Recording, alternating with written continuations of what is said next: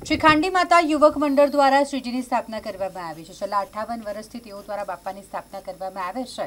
દર વર્ષે અલગ અલગ થીમ પર ડેકોરેશન કરી બાપાની અદ્ભુત પ્રતિમાની સ્થાપના તેઓ કરતા હોય છે। આ વખતે પણ ખૂબ જ અદ્ભુત પ્રતિમા બાપાની કે જ્યાં માં કાળીનો ગુસ્સો શાંત કરવા માટે વિઘ્નહર્તા તેમના ચરણોમાં પ્રાર્થના કરી રહ્યા હોય તેવી પ્રતિમાની સ્થાપના કરવામાં આવી છે। આપણું શ્રી ખાંડી માતા યુવક મંડળ ફતેપુરા રાણાવાસ આપણે ભગવાન ગણેશજી તીવ્ર શક્તિને શાંત કરવા માટે પોતાને માતાજીના ચરણોમાં અર્પિત કરે છે।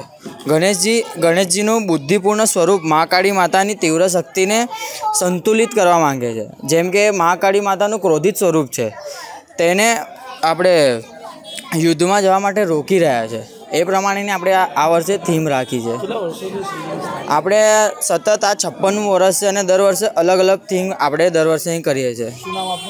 મારું નામ રાણા કૃષાંક છે।